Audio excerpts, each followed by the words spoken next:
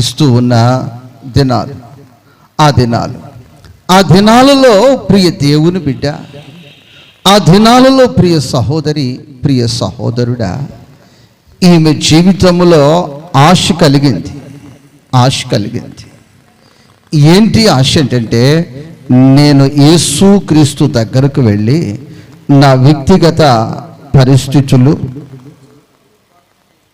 నా కుటుంబ పరిస్థితులు అనుకూలముగా లేవు, ఇబ్బందిగా ఉంది, సమస్యగా ఉంది అని ప్రియ దేవుని బిడ్డలారా చెప్పుకోవాలని ఆశ కలిగింది. దేవునికి స్తోత్రం. ఆమె క్రైస్తవరాలు కాదు. ఆమె ఇంటిలో పూర్వీకులు ఒప్పుకోరు, పెద్దలు ఒప్పుకోరు, ఇరుగు పొరువారు ఒప్పుకోరు. యేసుక్రీస్తు ప్రభు వారి దగ్గరికి వెళితే శత్రుత్వం ఉంది. దేవునికి స్తోత్రం. ఏముంది? శత్రుత్వము ఉంది. నా ప్రియ తల్లి, నా ప్రియ సహోదరి, నా ప్రియ సహోదరుడా, ఆమె ఏ విధముగానైనా నేను వెళ్ళిపోవాలి, ఏ విధముగానైనా నేను యేసయ్యను దగ్గరకు వెళ్ళిపోవాలని ఆమె అన్ని ఆటంకాలలో, అన్ని అనుకూలతలలో ఎక్కడికి వచ్చిందంటే యేసుక్రీస్తు దగ్గరకు వచ్చింది. ఈరోజు అన్ని అనుకూలతలు ఉన్నవారు కూడా యేసుక్రీస్తు దగ్గరకు రావటానికి ఎన్నెన్నో సాకులు చెప్పేవారు ఉన్నారు. అమ్మా, ఎన్నో ఎన్నో ఎన్నో ఎన్నో ఎన్నో ఎన్నో సాకులు చెప్తూ ఉన్నారు. అమ్మా, ఎందుకమ్మా ఆలస్యం అయింది అంటే ఎన్నో సాకులు. ఇంకేమైనా అంటారంటే, పెద్ద అబ్బాయి పొల్లలకి వెళ్ళాడు, నిజముగా చిన్న అబ్బాయి చేపలకు వెళ్ళాడు, మా పన్నులవ్వలేదు మేమెట్లా రాగలమండి, మా పన్నులవ్వలేదు మేమెట్లా రాగలమండి, పెద్ద అబ్బాయి పొల్లలకు వెళ్ళాడు, చిన్న అబ్బాయి. అయితే ప్రియ దేవుని బిడ్డలారా, ఈ సహోదరి జీవితంలో ఎన్నెన్ని ఆటంకాలున్నా ఆ ఆటంకాలలో నుండి దేవునికి స్తోత్రం. ప్రియ దేవుని బిడ్డలారా, ఒక వ్యక్తిలో విశ్వాసమే ఉంటే ఆ వ్యక్తికి ఏ ఆటంకాలు ఆ వ్యక్తిని ఆపలేవో. మన్ను అడ్డుకుందని మొలకెత్తకుండునా, రాళ్ళు రువుతారని ఫలించకుండునా. ఆ విత్తనము, అది విత్తనము గనుక మన్ను అడ్డుకున్నా అది మలవకుండా రాతి సందులలో నుంచైనా, మట్టి సందులలో నుంచైనా, ఎలాంటి పరిస్థితుల్లో నుంచైనా అది విత్తనము గనుక అది అలా మొలుస్తుంది. ఈ సహోదరులో ఉన్నది విశ్వాసము గనుక ఆటంకాలలో, అనేకమైన అనానుకూల పరిస్థితుల్లో యేసయ్య దగ్గరకు వచ్చేసింది. యేసుక్రీస్తు ప్రభువారు దగ్గరికి వచ్చి, ప్రియ దేవుని బిడ్డలారా, మత్తయి సువార్త 15 అధ్యాయము 25 వాక్యాన్ని ఒకసారి చదువుకుందాం. అయినను ఆమె వచ్చి ఆయనను మ్రొక్కి, ప్రభువా నాకు సహాయము చేయుమని అడిగెను. నా ప్రియ దేవుని బిడ్డలారా, ఆయన పాదముల దగ్గరకు, ఆయనకు సమీపముగా రాగానే ఆయనకు మ్రొక్కుబడి చేసుకుంది. ఆయనకు మ్రొక్కుబడి చేసుకుని ఆయన అడుగుతుంది, నా కుటుంబ పరిస్థితులు ఈ విధంగా ఉన్నాయ్యా, నా జీవిత పరిస్థితులు ఈ విధంగా ఉన్నాయి ప్రభువా, ప్రభువా నాకు సహాయం చేయి ప్రభువా, ప్రభువా నాకు సహాయం చేయి ప్రభువా, ప్రభువా నాకు సహాయము చేయి ప్రభువా. ప్రభు చాలా దూరం నుంచి వచ్చింది సహోదరి, దాహంతో వచ్చింది సహోదరి, ఆకలితో వచ్చింది సహోదరి, నడిచి అలసిపోయి వచ్చిందో సహోదరి, కొద్దిగా చైరిచ్చి కాస్త నీళ్ళిచ్చి కాస్త భోజనం పెట్టండి అని ప్రభు చెప్పలా. ప్రభు అంటున్నాడు, అమ్మా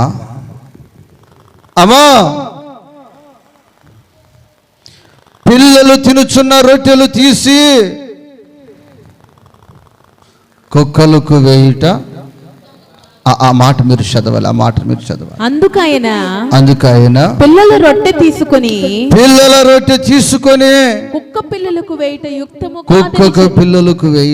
యుక్తము కాదని చెప్పగా, యుక్తము కాదు అంటే ప్రభు ఎలా పోల్చాడంటే ఆ సహోదరిని ఒక తక్కువగా పోల్చేసి ఒక రకంగా చెప్పాలంటే చాలా చీప్గా చేసి నా ప్రభు ఏం చేస్తున్నాడంటే ఆమె విశ్వాసాన్ని పరీక్షిస్తా ఉన్నాడు. ఏం చేస్తున్నాడమ్మా? విశ్వాసాన్ని పరీక్షిస్తా ఉన్నాడు. ప్రభు ఒక సేవకునిగా నన్ను పరీక్షిస్తాడు, ఒక సేవకునిగా నన్ను పరీక్షిస్తాడు, ఒక విశ్వాసిగా నిన్ను పరీక్షిస్తాడు. అయితే సేవకునిగా నేను ఆ పరీక్షలో ఫెయిల్ కాకోకుండా, అలాగే ఒక విశ్వాసిగా నీవు ఆ పరీక్షలో ఫెయిల్ కాకోకుండా మనము జాగ్రత్త పడాలి. మనం ఏమాలమా? జాగ్రత్త పడాలి. దేవునికి స్తోత్రం. కొందరు సింపుల్గా ఫెయిల్ అయిపోతారు, కొందరు సింపుల్గా ఫెయిల్ అయిపోతారు. ఎలా వాళ్ళు ఫెయిల్ అయిపోతారంటే, ఒక దగ్గరికి వెళ్ళినప్పుడు వాళ్ళు మాకు భోజనం పెట్టారు. వాళ్ళు బాగా స్థితిమంతులే, భోజనం పెట్టారు. ఆ భోజనము అంత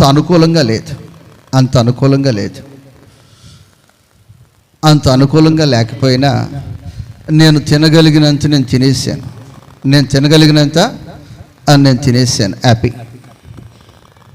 కానీ ఇక నాతో ఉన్నవారు గొనుగుడు ప్రారంభించారు. ఏం ప్రారంభించారు? గొనుగుడు ప్రారంభించాడు. ఇది బోవా, ఇది కోరా, వీళ్ళు మనుషులా, వీళ్ళు పశువులా, సేవకుల్ని ఎలా చూడాలో వీళ్ళకి తెలియదా, దేవుని బిడ్డలకు ఎలా పెట్టాలో వీళ్ళకి తెలియదా అని మొదలెట్టారు. నా ప్రియ తల్లి, నా ప్రియ సహోదరి, నా ప్రియ సహోదరుడా, వాళ్ళు ప్రేమ లేని వారై ఉండొచ్చు, వారు భక్తి లేని వారై ఉండొచ్చు, వారు కావాలని అలా చేసి ఉండొచ్చు. కానీ అసలు ప్రభు నిన్ను పరీక్షిస్తున్నాడేమన్న కోణములో కూడా ఒక్కసారి నువ్వు ఆలోచించాలి కదా. ప్రభు నిన్ను పరీక్షిస్తున్నాడేమో అన్న కోణములో కూడా ఒక్కసారి నువ్వు ఆలోచించాలి కదా. దేవునికి స్తోత్రము. హల్లెలూయా, హల్లెలూయా, హల్లెలూయా. లేదు ప్రియ దేవుని బిడ్డలారా, ఇప్పటికీ సేవకునిగా నన్ను పరీక్షిస్తూ ఉంటాడు, నిన్ను పరీక్షిస్తూ ఉంటాడు. ఆ పరీక్షలో మనము నెగ్గుదుముగాక, విజయము పొందుకొందుముగాక. హల్లెలూయా. ఇప్పుడు ప్రియ దేవుని బిడ్డలారా, ఎవరో ఒకరు ప్రసాదం తీసుకొచ్చారు, అందరికి అందింది. ఒక ఇద్దరికి అందకపోయేసరికి వాళ్ళ భక్తి భావాలన్నీ ఆ క్షణంలో బయటకు వస్తాయో రావా? చెప్పాలమ్మా అమ్మమ్మ, చెప్పాలమ్మా అమ్మా. ప్రియ దేవుని బిడ్డలారా, తాంబేలును చూసారా ఎవరైనా? తాంబేలు కాళ్ళు కనిపించవు, దాని యొక్క తల కనిపించదు. కాళ్ళు కనిపించదు, తల కనిపించదు. దాని మీద ఎంతసేపు నిలబడినా అంతసేపు అలాగే కదలకుండా ఉంటుంది. కానీ దాంట్లో ఉన్న తల ఒక్కసారిగా బయటకు వస్తుంది, ఒక్కసారిగా బయటకు వస్తాయి. ఈ మధ్య కాలంలో నేను వాట్సాప్లో ఒక సహోదరుడు పంపిస్తే నేను చూశాను. దాని తల కనిపించదు కానీ బయటికి, అది బయటకు వచ్చిందంటే అది తినే పదార్థాలు తినేటప్పుడు చాలా చురుకుగా అది ఉంటుంది. చురుకుగా దాని తల పనిచేస్తుంది. అది నడవలేకపోవచ్చు కానీ దాని తల అటు ఇటు దొరికిన పురుగుల్ని అవి తినేటప్పుడు, దానికి ఆహారాన్ని సమకూర్చినప్పుడు చాలా హెల్దీగా చురుకుగా అది పనిచేస్తుంది. అలాగే ప్రియ దేవుని బిడ్డలారా, నిన్ను ప్రభు పరీక్షిస్తాడు. ఏంటో ఇక్కడ నిన్ను అవమానపరచాలని కాదు ఆయన, ఏదో నిన్ను ఇక్కడ తక్కువగా నిన్ను చూడాలని కాదు ఆయన, కానీ నీ హృదయములో మాట బయటకు తేవాలని ఆయన నిన్ను చేస్తాడు. నీ హృదయములో మాట బయటకు తేవటానికి అలా చేస్తాడు. ఆమెతో చెప్తున్నాడు, అమ్మా పిల్లలు తినుచున్న రొట్టెలు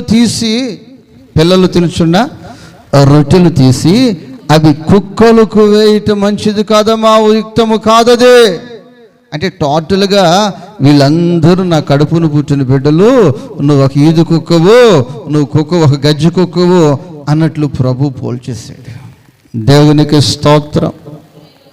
ఆమె అన్యురాలే కావచ్చు, కానీ ఆమె దూరము నుంచి దగ్గరకు వచ్చిన వ్యక్తి కావచ్చు, కానీ ఆమెలో ఉన్న విశ్వాసము అది అసామాన్యమైన విశ్వాసము కాదది. సామాన్యమైన విశ్వాసము కాదది.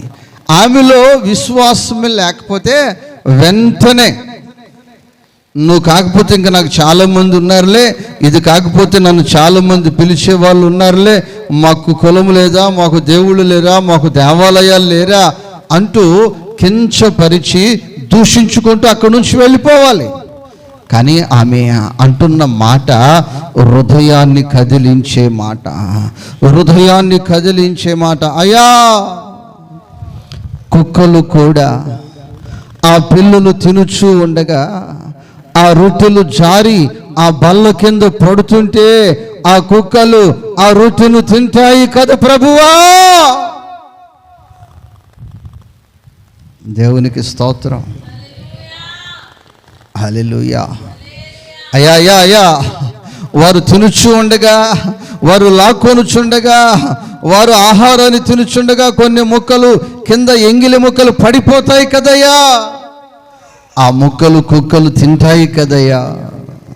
నా ప్రియ దేవుని బిడ్డలారా, నా దేవునికి మనస్సు కదిలిపోయి 28 వాక్యములో చెప్తున్నాడు. అందరూ ఆ మాట తీసి మీరు నోట్ చేసుకోండి. అందరూ ఆ మాట చేసి నోట్ చేసుకోండి. అందుకు యేసు, అమ్మా నీ విశ్వాసము గొప్పది. మరలా చదవండి అమ్మా, గట్టిగా అందరూ. అమ్మా నీ విశ్వాసము గొప్పది. మరలా ఒకసారి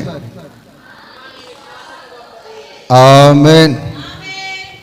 నా ప్రియ దేవుని బిడ్డలారా, కొందరు వారి వస్తువులు కావచ్చు, వారి గృహాలు కావచ్చు, వారికి కలిగినవి కావచ్చు, దైవ సేవకులుగా మాకు చూపిస్తూ ఉంటారు.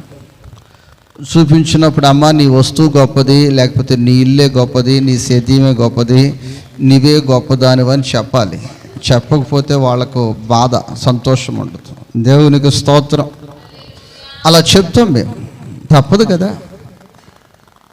కదా. అయితే ప్రభువు చెప్తున్నాడు, అమ్మ నీ కొంప గొప్పది అనట్లేదు, నీవు గొప్పదాను అనట్లేదు, లేకపోతే నీ కలిగి ఉన్న వస్తువులు చాలా గొప్పవమ్మా, మరి ఎంతమందిని ఎత్తిన చేతులు పెట్టి సమకూర్చుకున్నాయో కానీ అవి చాలా గొప్పవి అని చెప్పట్లేదు.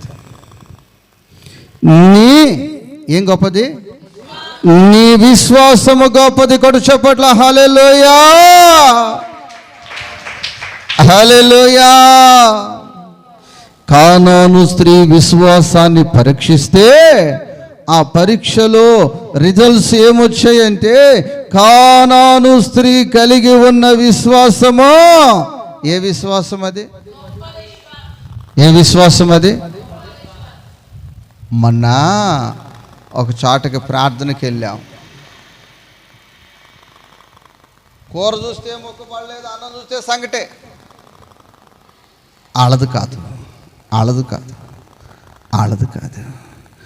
ఈ యొక్క కానాను స్త్రీ చెప్తుంది. ఈ కానాను స్త్రీ విశ్వాసమును గురించి సాక్షాత్తు యేసు ప్రభువారు చెప్తున్నారు. అమ్మా, నీ విశ్వాసము నువ్వు దేవుని మందిరానికి వచ్చావమ్మా. వచ్చిన నీవు చాలా ఆటంకాల మధ్యలో వచ్చావు, చాలా సమస్యల మధ్యలో వచ్చావు. నీ భర్త అంగీకరించట్లేదు, నీ బంధువులు అంగీకరించట్లేదు, మీ కులస్తులు అంగీకరించట్లేదు, నీ ఇరుగు పొరుగు వారు కూడా నువ్వు ఈ స్థలానికి రావటానికి అంగీకరించని పరిస్థితుల్లో కూడా ఈ స్థలానికి వచ్చావు. వచ్చిన నీవు ఇక్కడ ఏ విధమైన సౌకర్యాలు నీకు కల్పించకపోయినా, ఇక్కడ ఏ విధమైన పదవులు నీకు ఇవ్వలేకపోయినా, ఏ విధమైన ఘనతలు నీకు దక్కకపోయినా, ఇక్కడ ఏ విధమైన అకామిడేషన్ నీకు దొరకకపోయినా, ఇక్కడ నీకు అవమానాలే జరిగినా, ఇక్కడ నీ మీదకు నిందలే పడినా, కుక్కతో నిన్ను పోల్చి చూపించినా, ఇదిగో నీవు ఈ పరీక్షలో నెగ్గావు కదా, చప్పట్ల హల్లెలూయా. నీ విశ్వాసము గొప్పది, నీ విశ్వాసము దేవునికి స్తోత్రం. ఇప్పుడు నా ప్రభు ఆశ ఏమిటంటే, నా ప్రభు కోరిక ఏమిటంటే, ఎవరైతే గొప్ప విశ్వాసాన్ని కలిగి ఉంటారో వారి జీవితములో ఈ వాగ్దానాన్ని నెరవేర్చాలని ప్రభు ఆశపడుతున్నాడు. దేవునికి స్తోత్రం. వచ్చాము, వాగ్దానము తీసుకున్నాము, ఇంటికి వెళ్ళిపోయాము, నిద్రపోయాము కాదు. ఎవరైతే ఈ 2025 సంవత్సరములో గడిచిన సంవత్సరాలన్నీ కూడా ఒక విశ్వాసంతో బ్రతికాం, కానీ ఆ విశ్వాసము ఈ సంవత్సరానికి గొప్ప విశ్వాసముగా మార్చయ్యా. ఎలా మార్చాలమ్మా? గొప్ప అమ్మమ్మ ఎలా మార్చాలి? గొప్ప విశ్వాసం. చెప్పాను కదా, రొయ్యలు పెంచే వాళ్ళు ఏం చేస్తున్నారు, వలయటము, ప్రతి వారానికి ఒకసారి వాటిని ఆ యొక్క తూకం పెట్టుకుని చూస్తా పెరుగుతున్నాయా లేదని. నా ప్రభు ఈ పూట మీ విషయంలో ఆశపడే ఆశ ఏమిటంటే, ఈ సంవత్సరంలో మీ విశ్వాసం